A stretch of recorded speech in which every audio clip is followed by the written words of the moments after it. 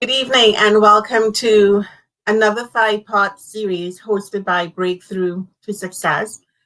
On this page and in these live streams, you are given tips, tools, and strategies that are meant to empower you and build your self-confidence so that you can break, the barriers that prevent you from maximizing your potential. And for those of you who are not familiar with me or my page, I'm Amanda Edwin, born and raised on the twin island of Trinidad and Tobago in the Caribbean, and now residing in Kitchener, Ontario.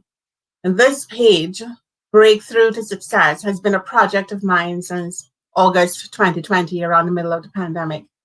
And it has continued to evolve, and for that, I am very grateful. I am grateful to those who continue to encourage me with this project as I try to touch as many people as I can.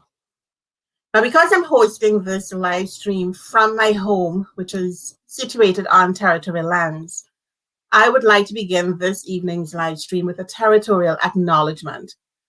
It's a way of honoring the land on which our successes have been built and the Indigenous people who have been living on and caring for this land for thousands of years. As well, it is a long-standing protocol among Indigenous peoples that honors their spiritual connection to the land. We acknowledge that the land on which we gather today is the traditional territory of the Haudenosaunee, Anishinaabe, and Neutral people. We acknowledge the enduring presence of the Indigenous people with whom we share this land today, their achievements, and their contributions to our community.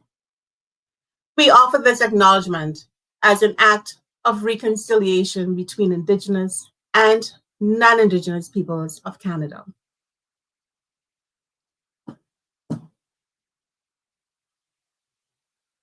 Now, this particular series of live streams is entitled The Empowered Interviewee, and it actually formed its roots through my interactions with my co-host, Gary Montoute. Now, I will allow him to introduce himself shortly. And this is the first time I'm having a co-host on the live series. Now, we've both had personal and professional experiences with being, both the interviewer and on the side of the interviewee. And these experiences found us, brainstorming ideas because we realized that sometimes individuals are just not aware of how to be a great interviewee. And if you want to land that job, you got to know the protocols, you got to know what's out there, and you need to know how to position yourself to be the best that you can be to land that job. So here we are. Our ideas took shape and developed into the Empowered Interviewee. And we hope that by the end of each episode and by the end of the entire five-part series, you would have at least, one or two good takeaways that will empower you to be the best that you can be and the best interviewee if you're looking for that job. So right now, I'm going to bring on Gary. And Gary's going to introduce himself. Hi, Gary. Hi, Amanda. How are you doing today? I'm good, thank you. Good. I'm so happy, so blessed to be here today to kick off this mini series. My name is Gary Montoute. I live in a beautiful city of Orlando, Florida, and I have been in the United States here since 1990. I also come from the beautiful island of Trinidad and Tobago. I grew up in Arima. And quick story, I'm going to jump into it right away. Amanda's mom was my first grade teacher and my Cub Scout teacher as well. Mm-hmm. And Amanda decided to marry one of my good friends back then, and so the circle continues. But I came to the United States to the University of South Florida to go to school to pursue an engineering degree. When I left Trinidad, and I went to the University of South Florida for a number of years, and then left, and then eventually got a degree in management. And I've been at all levels of management, senior leadership, directors, Fortune 100, Fortune 500 companies, local companies as well. Manage people onshore, nearshore, as well as far as the Philippines and India. Even had staff in Scotland. Mhm. So uh, the experience coming in today is basically like Amanda said from the interviewee side, and really, really just want to help people have the opportunity to get back on the road, get back on that horse, as they say, to being confident to go from one interview to the next. So hopefully we can share some tips, some nuggets, and some gems that you can take away or share. I know, right? And today in particular, we are looking at the pre-interview in terms of your presence before, landing that, before getting that the foot in the door for the interview. How do we get to that point? And there's so many things that impact that, that one step that we need to get into the door, because we send out a million resumes. Right. And I mean, we've done it, right? You're looking for a job and you're hoping to get a job in the field that that you're good at, or that you've studied for, and you send out resume after resume after resume with no responses sometimes, and you're wondering, what am I doing wrong? Why am I not even being looked at? Why am I getting no calls for the interview? Right. And when you look at so many things around us and you listen to other people and you see, one of the things that we're going to focus on tonight in our chat here is social media, because social media is at everybody's fingertips.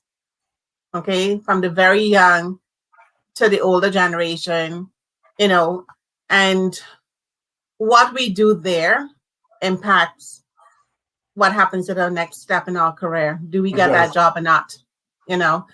So tonight, Gary and I are really going to focus on this and see if we can, bring some, according to Gary, some gems, to help people out there. Some of the things about social media.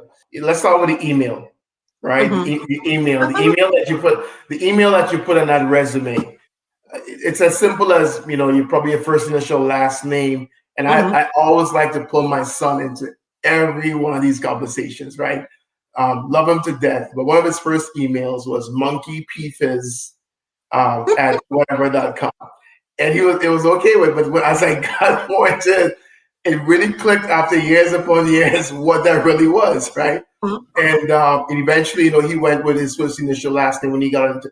By the time he got into college, he got into his first initial last name, and then I've had friends that hot and this and whatever at gmail.com, and after a while, you really you get distracted depending on the type of interviewer you are. You get distracted by those things. It really does not sometimes, prevent the person from coming in, but just you want it to be all things equal, right? So the email that you can have more than one email, and if you don't know how to do that, Google, Yahoo, there's steps to how to provide a professional email. So that's where I always like to start. You may be following different teams, you may be following different products and stuff like that, depending on the company you go to. If you're a professional services company, they support a plethora of companies. So it might be of you to really back off on some of your acknowledgments of whether it be this type of drink or this type of jeans or whatever it is, because you may get the job, but you may have to clean it up, because again, depending on the public facing, you don't want to show that type of bias and stuff. That's something we need to be aware of. A lot of people of course. Yeah. So yes, the email address, what you put on social media. And now there are so many options and so many platforms, I should call them, out there now. So we have Facebook, we have Instagram, we have LinkedIn, we have Snapchat, Twitter. I mean, there's a whole host of them, and TikTok is another one. No more MySpace. MySpace is not there anymore. I don't know. You know what? They keep changing and they keep evolving. Some of them they're all trying to outdo each other in terms of, what people can put out there. and the functionality of each one is changing. And it's insane, you know. And I know, I mean, I have a number of platforms that I use as well. But what people have to be careful with is how you use the platforms. Absolutely. You know, how you use it. You have Facebook, and Facebook to me, when you have your personal page, that is personal. That is for your friends and your family. Okay. Yes, you still have to be careful what you put on there. Again, that's something that's going to come up later on. We talk about privacy settings and, on your Facebook, your personal Facebook, because you can adjust what's private and what's public, what you want others to see, what you don't want to be all everywhere. Correct. The Facebook page, which is more for business or even for like for my page, Breakthrough to Success, that's always public. So whatever you're putting on that page, it should pertain to your specific page, what the objectives of your page is. Brand. And then there's LinkedIn. LinkedIn is our professional network. Okay. Right. And both you and I mean, we both have LinkedIn profiles. And that is, I use mine, of course, it's always professional. So what I'm posting on Facebook is not going on LinkedIn. Correct. Okay, Yeah. so people really have to be careful what they're posting, which platform they're posting it to, and who your network is. Who's your network? Who is in your network? Exactly. Right? Because you don't know where those things are going to go. Yeah, you may have folks that on both platforms following you, and to your point about Facebook in particular. So stay in touch with family. You can know what you can view, who can view this, whatever you post. But you will also find that your employers these days are looking there. You may put in a resume, and one of the first things I found in the last couple of years is that they would go to your social media. And I asked someone, why is that? It's like, well, I just want to see what they're about. If the fact that they really are an animal lover, I should see stuff on their Facebook. If they are this type of person that loves the outdoors, let me see if the video and the audio is matching. But to your point, there are different things, and we'll get into that later, the do's and don'ts, right, of social media. Yeah. With respect to LinkedIn is your modern day calling card, right? So whether you drop a business card, whether you drop that resume, you got to take time and make sure that resume matches that LinkedIn profile. There are a lot of sites that can help you do that as well. I help a lot of people do those things. I invested years ago with a very, very good friend of mine. That's a business in terms of that LinkedIn and resume matching, right? Okay. And I think there's the study that said on, I think, Tuesdays after noon, after 12, around that time, is that there's a high amount of posting and training going on LinkedIn. So those are great times to update your profiles and stuff as well. I know, because I'm pretty active on LinkedIn. I mean, I go on ever so often, I do post, and you have to comment, you have to engage with people. And in my network, I have people that belong to the field that I work in. Okay, and I have a couple of fields I work in. I'm both in law and education, so I have networks in both. I also have networks beyond that. Okay, and people would ask you to join a network. I don't let everybody into my network. Again, I do view their profiles to say, okay, are you going to be beneficial in my network? And then, I accept their invite, or I will look at others and I will invite them to join my network. Right. Yeah. But you do have to I find on LinkedIn, building the professional profile takes time, and you have to be careful what you put in there. And you're right, you're building a resume. Okay, so whatever you've done, your skills, your abilities, the places you've worked, the things you've done in your job, all those things can go on LinkedIn. And you're building your resume, you're selling your skills, to a potential employer. Another thing, Amanda, is you have to support others in LinkedIn, right? So it's not all about you. It's like my wife to say, it's not all about you, Gary. But you have to go in there, and like if I'm following you, I need, do like the @Amanda or @Breakthrough, post whatever it is. And that's very, very important. Not just that hopefully they will do the same thing back to you, but it shows your engagement as well. That's very, very important. Don't just be, I think you will call it like ghosting. People just come in, come out.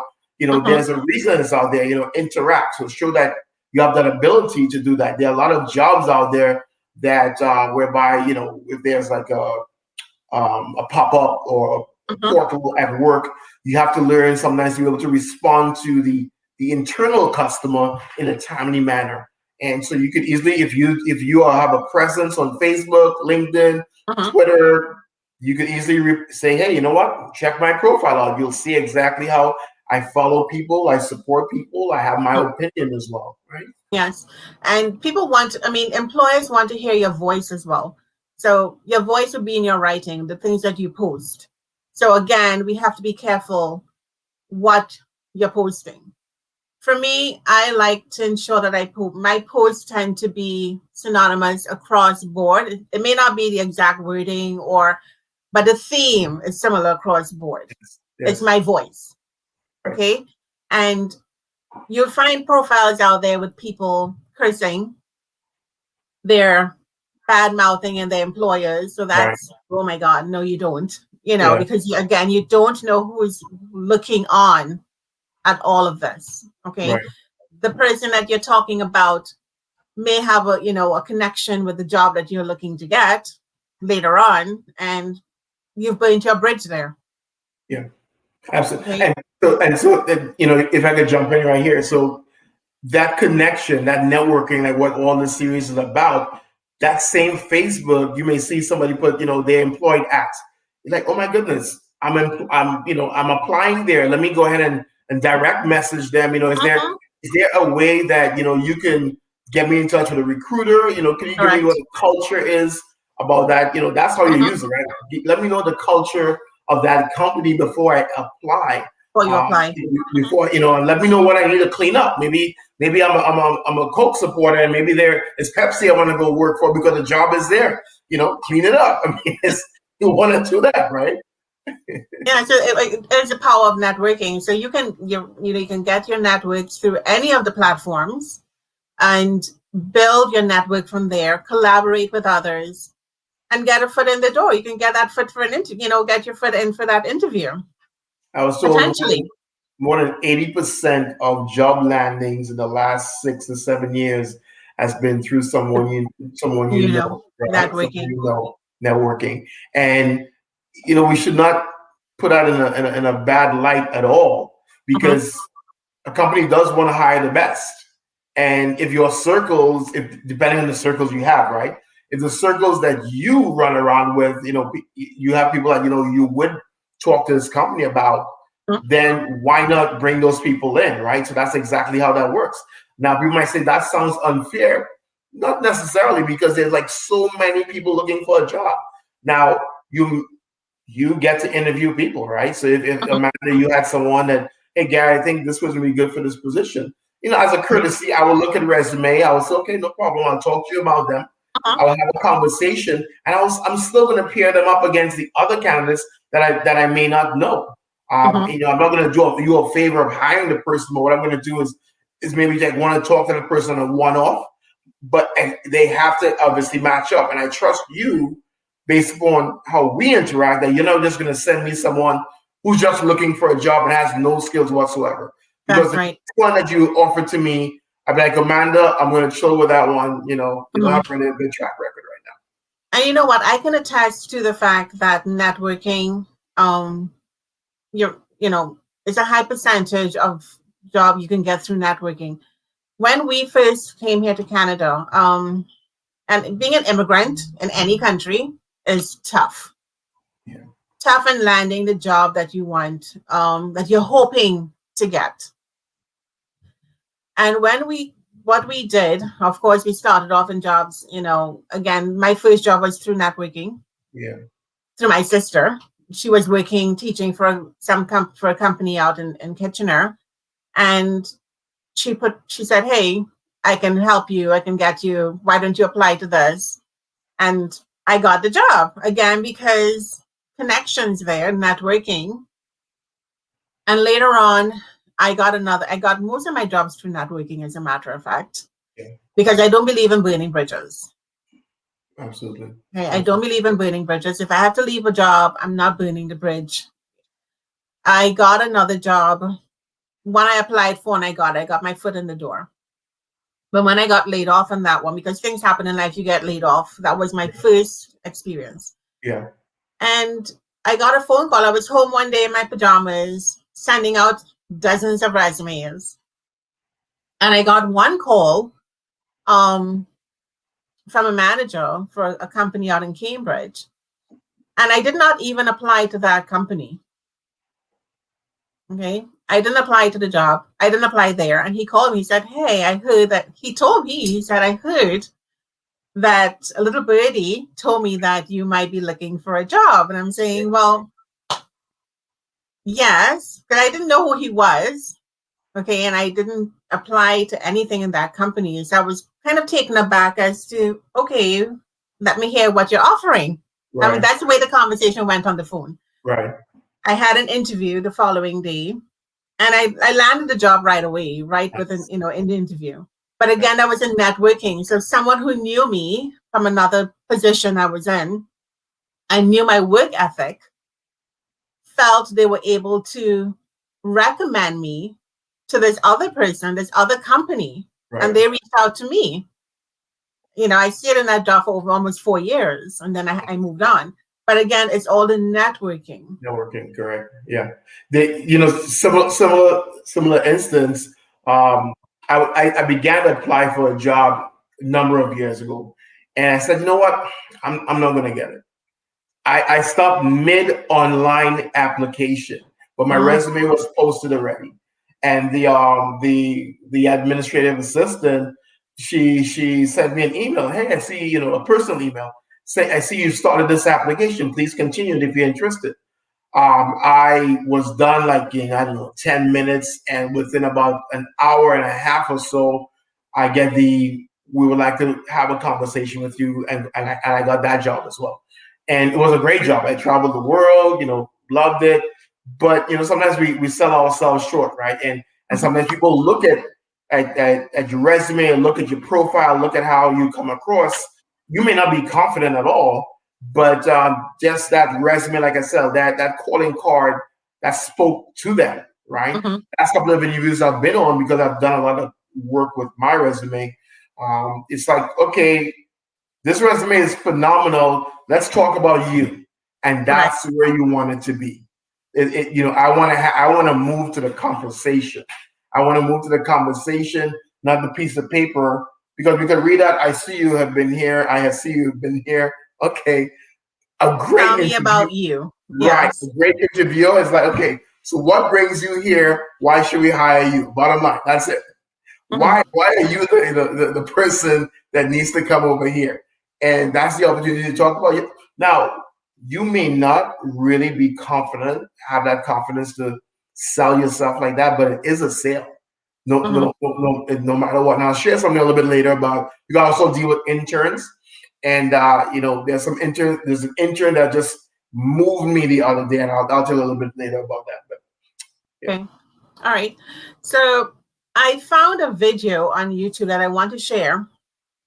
Now, like I said, the last time I tried to do this, it got a little messed up. So I'm going to try again.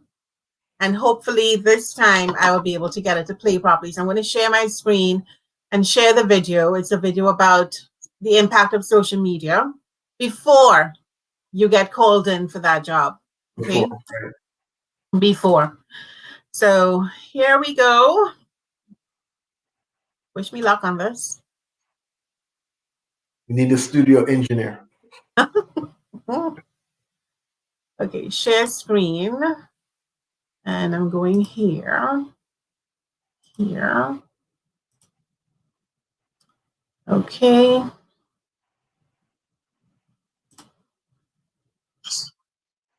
I see it. I can't hear it.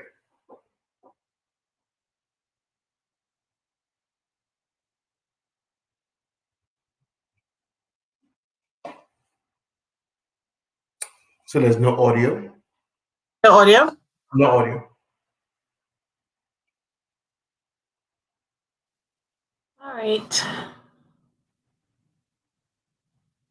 How do I get the audio to play? See what I mean, Gary? Yeah. Okay. At least we can see the video. But I want to hear it. Autoplay on settings. Okay, I don't know. All right.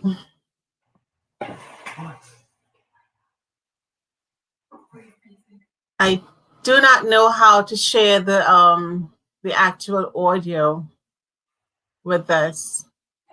Okay, so we'll bring this back up in one of our. I'll bring it up later.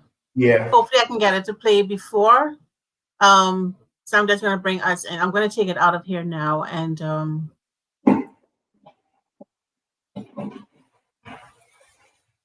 going to take it out of the screen now. I'm going to try and play it later. Okay. All right.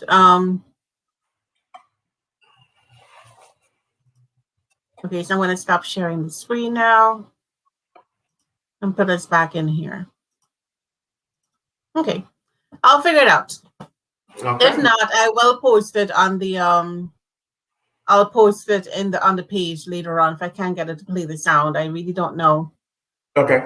It's not like Teams. You know, when you go on Teams, there's an audio button you can to get the audio to play. But this one, I'm not seeing that option here, so I'm not sure. Which means we get to fill in the time with more conversation. So that's we get to talk some more. We love to talk. Right? What was the video about? So the video really was about anxiety. What employers look for, or what potential employers look for before they bring on anyone, before they even bring you into the interview. Yeah. So say, for example, you send in your resume to a company. The first thing the employer is looking to do, and this is from an HR perspective as well, they go onto your social media. So they Google you, okay? They look to see what presence you have on Google, or if you have no presence, and they talk a little bit about that too. So having a presence, meaning what are we going to find about you, you know, when we put your name in there? What's going to pop up in Google? Your Facebook page might come up. Your LinkedIn might come up if you have a LinkedIn. Mm-hmm. Your Instagram might come up. And they can go into those things. Okay, and I'll tell you something that, you know, we did at one point. When I was working for a company, when we wanted to find out about an individual, because of the job I was working in, we would make fake, fake IDs, fake accounts on Facebook. Platforms, yeah. Yeah, and we would ask them to be friends, and because they're not as smart, they will accept our friend request. And then we can go in there and browse everything about them and know everything about them and where they live, everything. Social engineering is best, correct? Yeah, so yes, Google what's on there when you put your name in. And I challenge everyone, you know, out there, put your name in Google and see what pops up. And do that ever so often. Yeah. Because you want to know what other people are seeing, you know, what they're reading about you, what they're seeing. The other thing they talked about in the video was not having a presence at all. Yeah. Some people don't like social media, so they have no accounts. They don't have anything about them. You put their name in, nothing pops up. Some employers see that as a negative. Yeah. Because it means, okay, are you a real person? We want to know a little bit about you before we even invite you here. Yeah. Let me touch on that a little bit, if that's okay. So I remember I had a friend that you know, he had Facebook, but he had no LinkedIn. So you have a presence and it's all social, and you work depending on the industry you're going into, right? And you don't have that LinkedIn or professional. There are others besides LinkedIn. You don't have that professional presence. Then you know they really have to really just go off your resume for the most part. If you have no presence whatsoever, like you said, it could be viewed. I mean, you're giving real-time feedback. It could be viewed as a real, as a negative thing, but it could also, you know, if depending on your resume, again, like if that's your only calling card, then you would hope that it's in such a manner that would get you that first call, right? And which is fine if you don't have that presence. They may ask why, because that your company may rely a lot more on the social media presence. Others may not, depending on your employer as well, right? He or she may not be interested in that at all. But you talk about what they're looking for.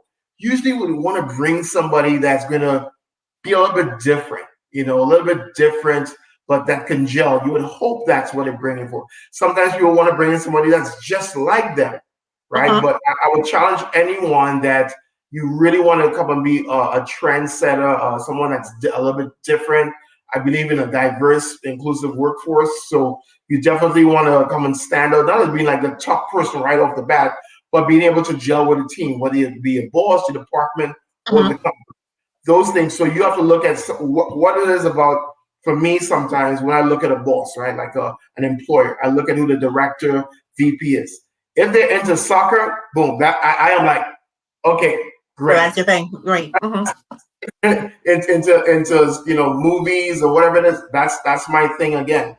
If they're into again being into martial arts for decades, soccer for decades, teaching, seminar, doing all these things for decades, anything that is a niche like that, I make sure I highlight that on my profile, right? So those are some of the things. Sometimes they look at fraternities, right? If you're a fraternity or sorority, sometimes employers look to see, oh, this person's a part of that for this or whatever it is. And so they may give that opportunity. So all those things you look at, how you could connect. That's all the employers really do. How can I connect with this person, right? I can't connect with them in social media because there's none. Or maybe look at the references, look at the things that they've done, the volunteer opportunities. So you want to explore it. If you haven't been volunteering, try to start volunteering. Try to start doing something. Start doing something else in the community. There's a lot with COVID and everything in the last year. There are a lot of opportunities to help others, right? In many ways, whether it be church, whether it be high schools, after school, all those things. Yeah. I know that was something I didn't think about in terms, volunteering. That's very important. It's key, and it gives you an all-rounded persona. Yeah. So you're not just academic, because some people can just be academic and they be the top of their academics. But what about the other parts of you, the social part of you? Right? Are you involved? And you're right. I know you are a soccer coach, for example. Yeah. So that's your other part of your persona. You bring that to the team as well, though. You bring the skills you learn or the skills you're developing as a soccer coach into your workplace. So you develop other skills as well, and that's what the employer is looking for. So you go into an interview, and they ask you, so what else do you do? Right. You should be able to say something. Yeah. Yeah. But it makes up, all of these things make up who you are as an individual. Right. So I checked the comments. We actually have a comment, and I appreciate the comment. And it speaks more to, like you were mentioning, and when we had this discussion already, right? So depending on the industry, and thank you so for that. Depending on the industry that you're going into, if you're going into, like I said, if you're going into marketing and advertising, you have no presence. How will you interact with that particular, right? And if that's not what you're going into, then, like I said, a good face-to-face, strong resume, and we cover that. So again, thank you for that comment. We really appreciate it. Thanks for tuning in. Please tune into the rest of the series as well.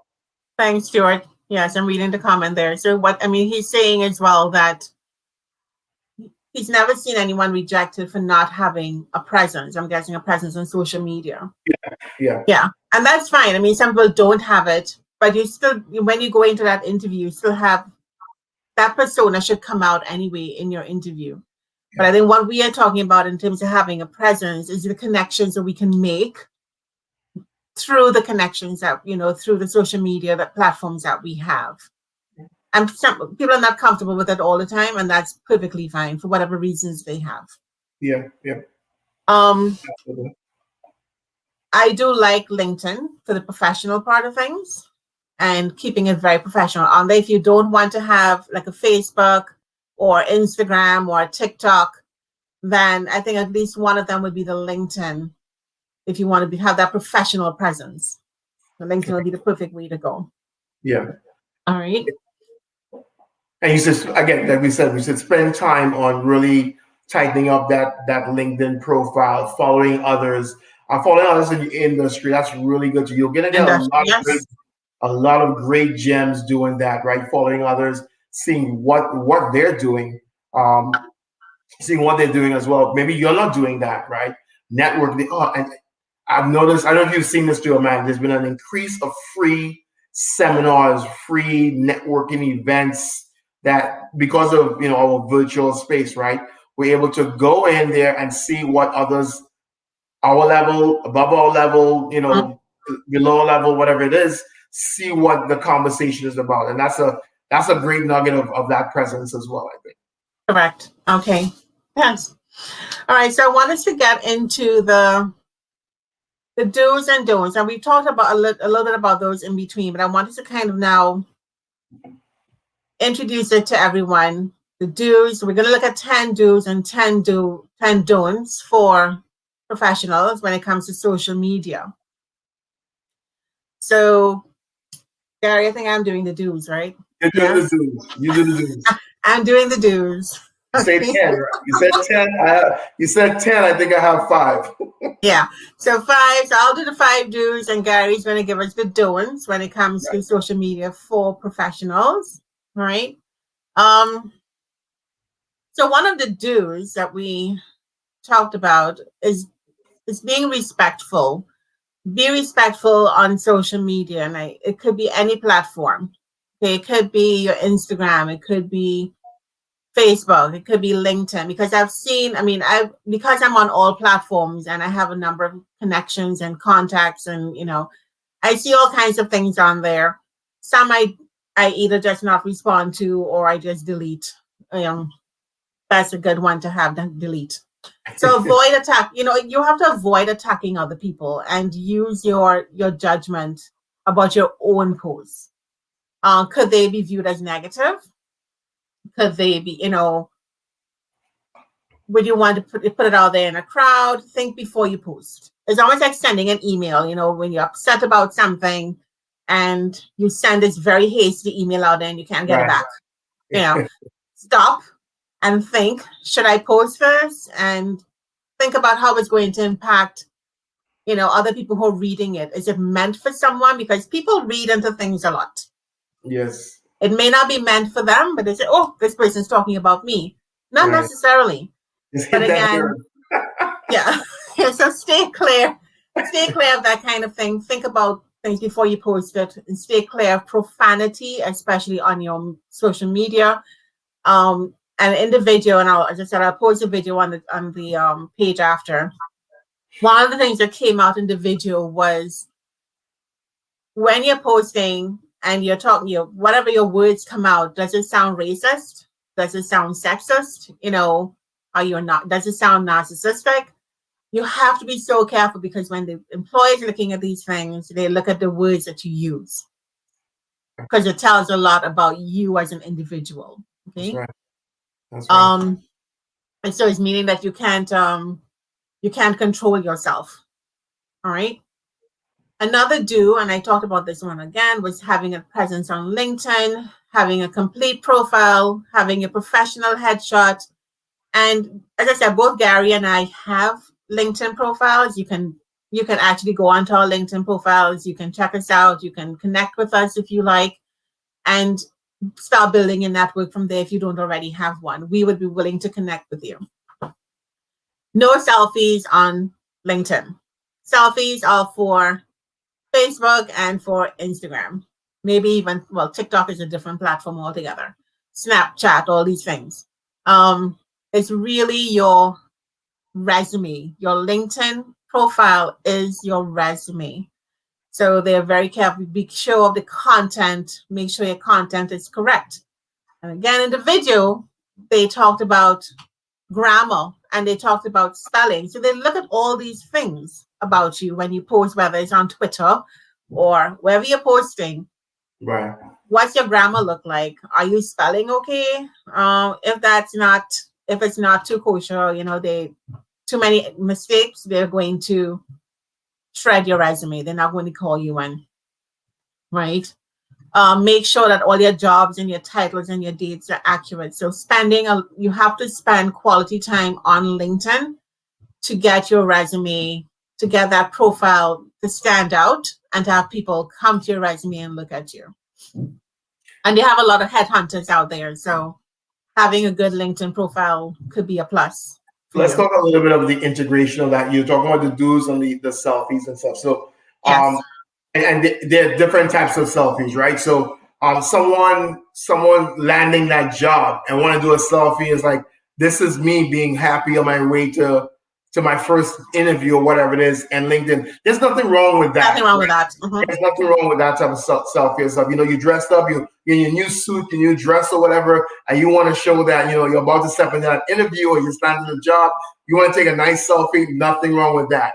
I think it's the other one. And even if it's a dog or a cat, right? Because again, there's that integration going over. People are moving away from the Facebook, moving away from the Instagram and stuff, and they're bringing it over to LinkedIn. There needs to be a balance and should more be so professional. But again, anyone could choose what they wish to do with their particular platform, right? So the advice is, if your LinkedIn is supposed to be more for professional, it has more of a professional presence. But if you like dogs, cats, whatever, you want to hug that, take a picture, so no problem. But that's the purpose. And LinkedIn has actually added that new feature where you can do stories. You can do stories on Facebook and Instagram. Yeah. So they've now integrated that function of doing stories. I think I probably only used it twice. But again, things like that you can post on there, your date, driving, something like that, something to do with your family. People post family pictures, but they make their posts, whatever they're posting, they turn it around into a professional something. Yes. Yeah. But using their family photos. So exactly. Again, you have to be careful how you word your posts for the particular platform that you're using at that point in time. Yeah.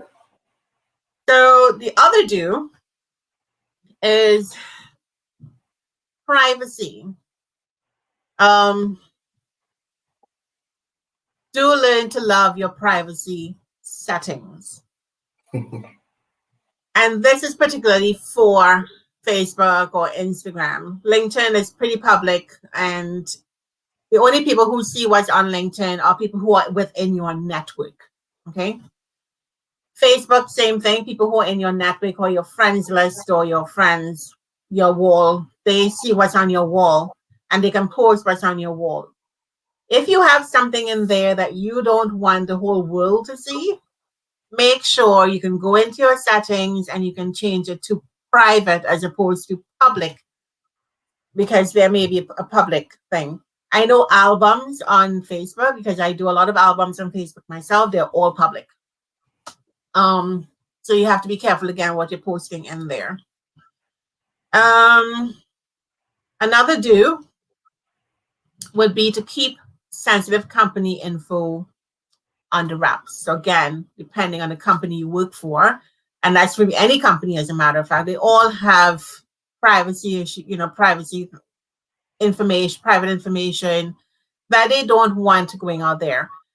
And in many cases, you would have signed what is called a non-disclosure agreement or an NDA that tells you, well, you can't go out there and talk anything about what you do in here or what our business plans are or what our accounts are like or anything about the company that could jeopardize the company and ultimately jeopardize a job.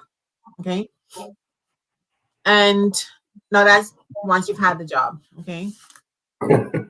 And the other thing we're going to look at is the last do that I want to talk about is contributing to discussion. And Gary, you touched on that earlier on when you talk about engaging in discussions, whether it's engaging on LinkedIn, someone posts an article or they post something, you can go in there and you can talk about it, give your 2 cents on it. Again, be mindful of how you're what you're saying. You may not always agree with something someone puts in on a post, but you can disagree. But again, the tone in which you do it, you don't use profanities or things like that on any of those professional networks. It's not something you do. Yeah. So again, contribute to discussions, tag people and help build your network through there. Let people get to know you, because when you begin engaging in conversations and discussions on the networks, even Facebook, or even Instagram, people begin to know you. Yeah. Because your voice is being heard. And when I say your voice in writing, your voice in writing, but they're beginning, yes, you're building your presence and they're beginning to know who you are and what you represent.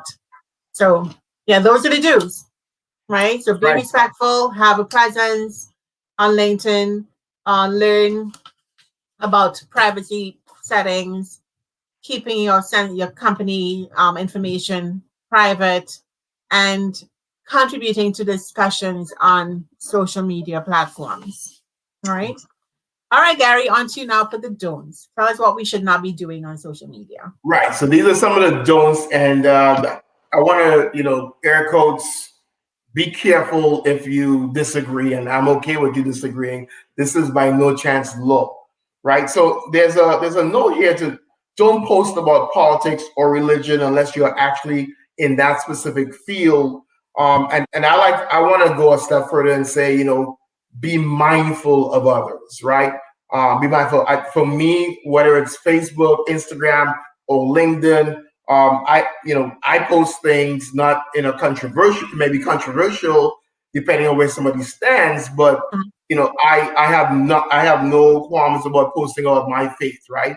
And could that close the door for me? Potentially, but could that open many for me? Also, just the same, right? And that's okay if you can live with that. It's not a problem. I'd rather know exactly what I'm dealing with up front, as opposed to, as you saw in the news and everything, like, oh, wow, that person did this. Oh, wow, that person, I never knew that, and so just be aware of that, that can have, this could be some bias in that. That's all we're saying, right? Oversharing of personal information.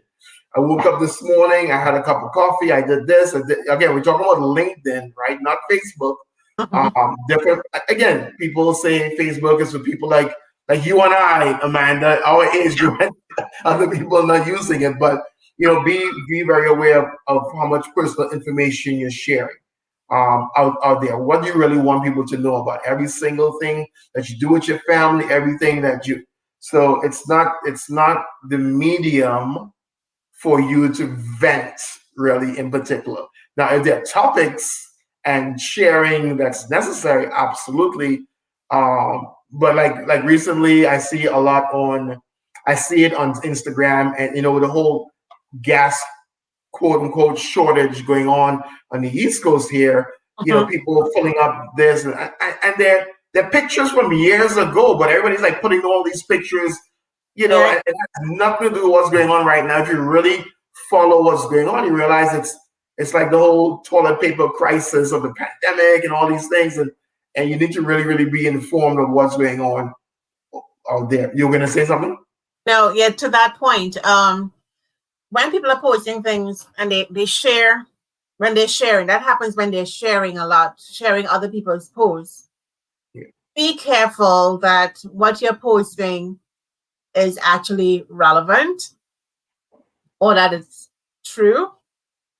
Sometimes you post memes and jokes, and that's one thing. Yeah, fact check it. Yeah. All right. But fact check things that are not, that you want to post out there that you think you have something to say about. Fact check it first, because it might come from some source that is not very authentic. Yeah, authentic. Yeah. All right. Okay. So, trash talking your employers. Don't do that. No, there's no platform needed for you to vent about how an employer treated you, especially if it's a bad or negative one. Might as well call your friend on the phone, text them, stay off of media. I just got fired from this job. Can't believe they did that. I'm going to do this. I'm going to do that. Somebody will take that and turn it around. Or, you know what I mean? Or, hey, I just lost my job. Again, authentic, right? I just lost my job. I am looking. I'm reliable. Here's my resume. Again, authentic. There's nothing wrong with that. You said nothing about the employer, right? As opposed to, oh my gosh, you're laying off 100 people today. Be careful. Don't stay away from that as much as you can, right? So from the employer. I have here also, don't post during workday. You're starting a job at 8 o'clock and 9 o'clock. You're already hot and heavy on all platforms. Posting this, just got in, about to go. Stay away from work time posting. I actually was in a company at one time whereby they encouraged it because if you are posting things on the company in particular, right? Like Stuart had said earlier about marketing, advertising.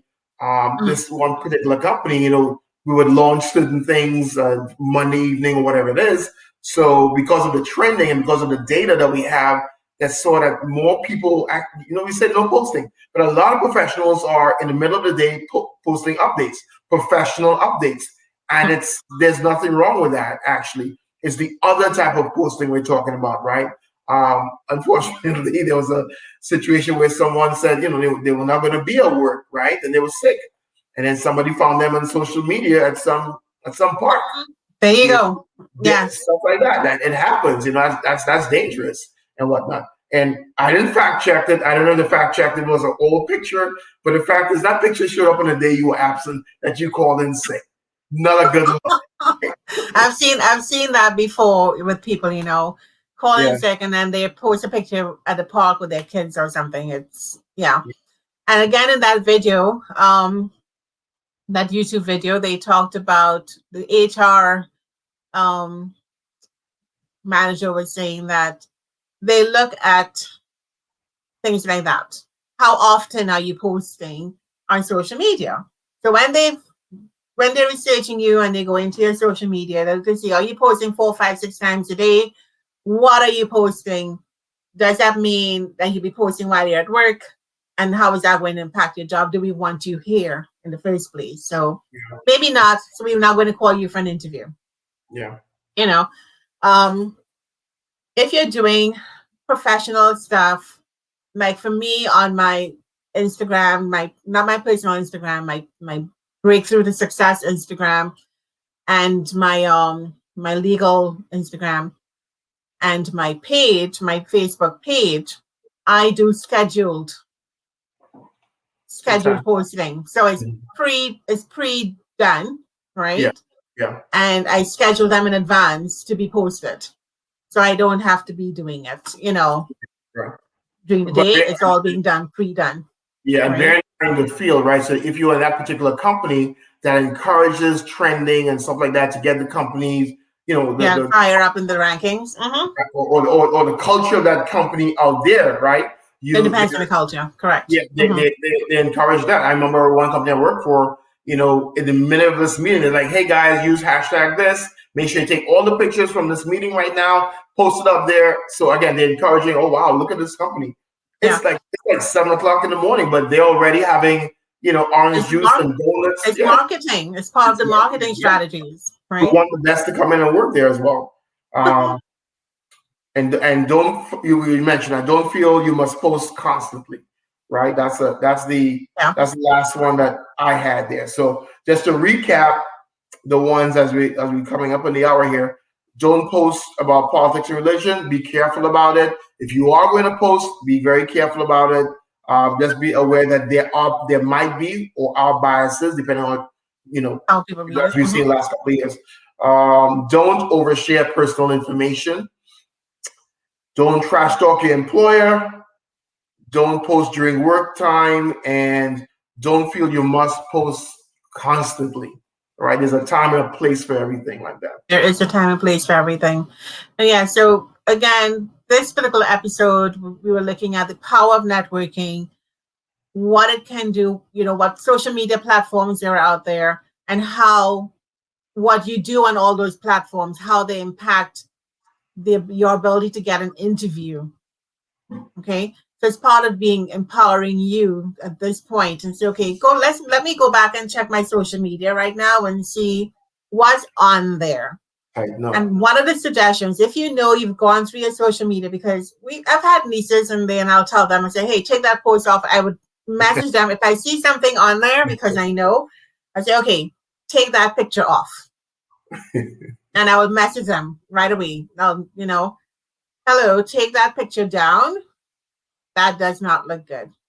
So you have to probably have someone telling you sometimes, hey, it doesn't look too good. I think you should take it down, and go back through if you know you're going to be looking for a job soon or in the future, go back through your network, go back through your social media and start deleting or archiving, okay, things that you don't think represents who you are and what you want a potential employer to see. Start deleting them and start posting different things now that represent who you really are and what you want others to see of you. You can start doing that now. Just start changing the things that you post.